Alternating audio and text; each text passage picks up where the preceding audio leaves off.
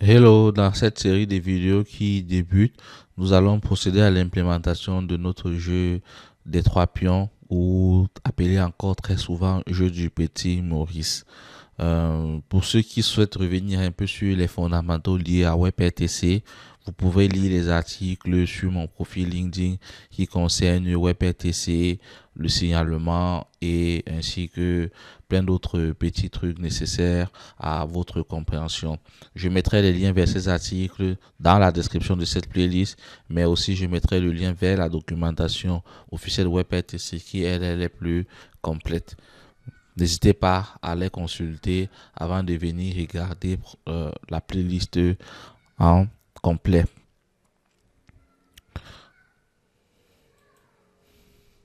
Alors, sans plus tarder, on va procéder à la création ou du moins à l'implémentation du jeu. La version utilisée pour ce jeu, comme dit dans la précédente vidéo, la version d'Angular utilisée, c'est la version 19.2 d'Angular.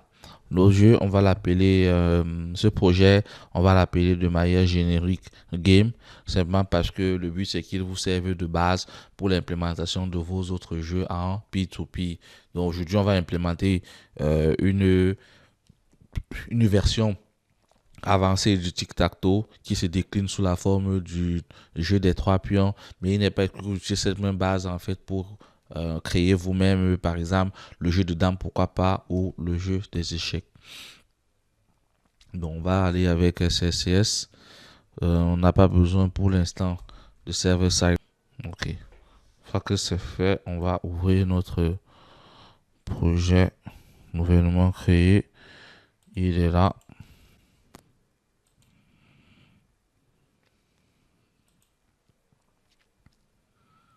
Et dans notre projet nouvellement créé, on va créer un dossier tic-tac-toe. Ce tic-tac-toe, c'est dans celui-ci que nous allons implémenter toute la logique de notre jeu. Logique plus interface, du moins tout le nécessaire pour faire fonctionner notre jeu. Bon, ce qu'il faut savoir, c'est que ce jeu est basé sur la norme WebRTC. Or, WebRTC, en fait, a besoin pour fonctionner, du moins, a besoin en amont pour pouvoir établir la connexion P2P. Vous devez, en fait, faire ce qu'on appelle le signalement. Le signalement, c'est cette étape initiale, cette étape qui permet en fait aux deux machines déjà d'abord de se faire connaître. Les deux machines échangent les informations nécessaires qui leur permettront d'échanger, de communiquer directement sur le réseau sans passer par un intermédiaire. Il faut préciser que cette communication, elle se déroule aussi de manière sécurisée.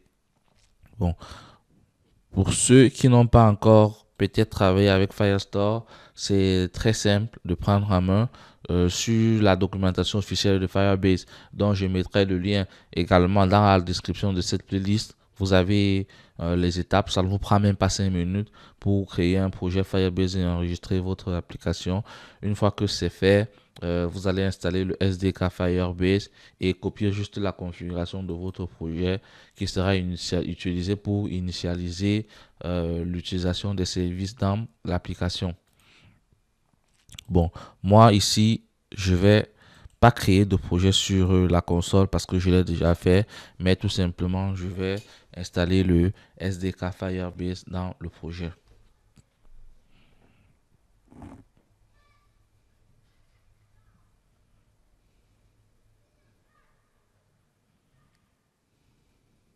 Voilà, le SDK Firebase a été installé et sans plus tarder, donc, on va débuter l'implémentation proprement dit.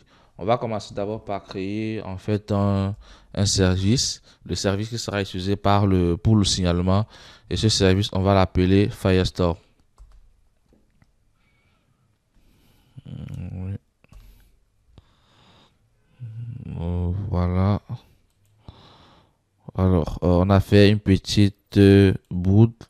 Le service, il doit bien évidemment être dans notre dossier tic-tac-toe.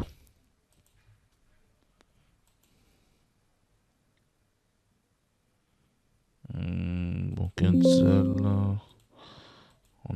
Qu'est-ce qui s'est passé? On va copier ça, couper et coller là. Voilà, c'est bon, c'est vite fait. Bon, une fois que c'est fait, on aura besoin, comme dit à l'entame, de la configuration du projet précédemment créé. La configuration du projet, vous la retrouvez directement dans la console de votre projet sur Firebase. Bon, il vous suffit juste d'accéder à Firebase ainsi qu'à la console de votre projet. Et lorsque vous êtes dans la console de votre projet, vous avez accès à la config pour le web. Vous la copiez juste et vous la collez dans votre projet. Bon, moi, dans le cadre de cette playlist, j'ai déjà fait ça. Je ne le ferai plus ici, mais je vais juste bien évidemment copier la config et je vais la coller là. Et c'est tout bon. Voilà. Bon. Le Firestore Service en lui-même, il aura trois méthodes.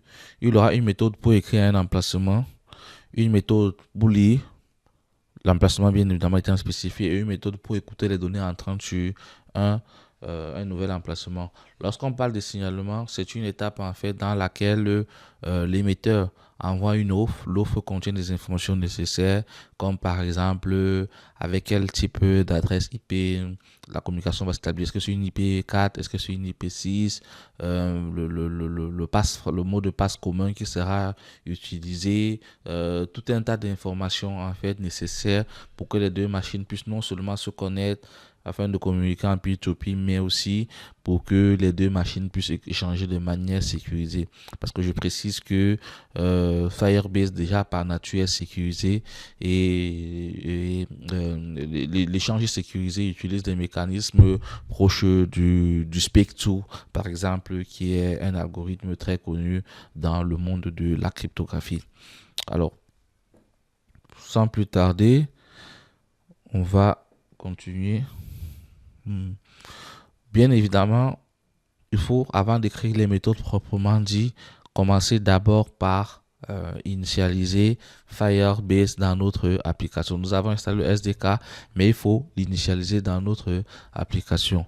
Bon, pour ça, j'aime bien souvent injecter la config directement dans mon service via constructeur.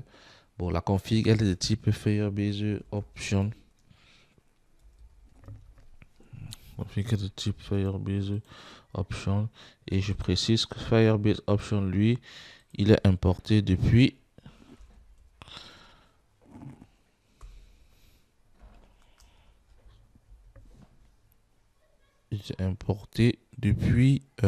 Firebase App.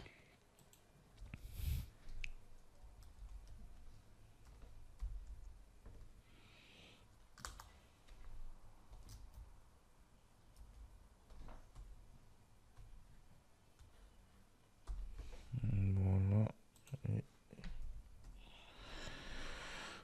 C'est bon pour la config.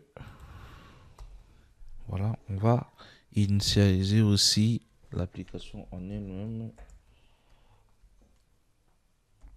On va appliquer initialize app. Le sujet déjà initialize app.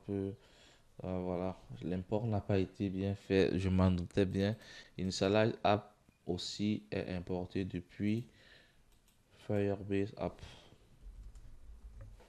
et non ce qui a été suggéré par IntelliJ.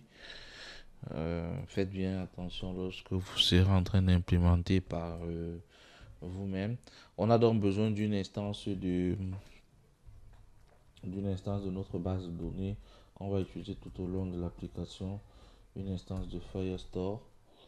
Et Firestore, lui, plutôt est importé depuis Firebase Firestore. Bon, Firestore. Firebase Firestore. Faites bien attention à ces imports, sinon ils peuvent un peu vous déranger.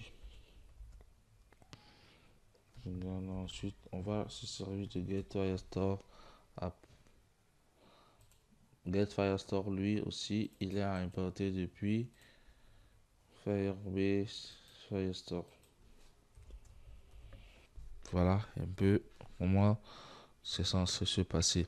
Bon, là, on vient d'initialiser avec succès Firebase dans notre application et on a récupéré une instance de notre base de données Firestore dont on pourra s'en servir pour écrire à des emplacements, lire à des emplacements ou écouter de manière réactive des données qui viendront depuis un emplacement spécifique.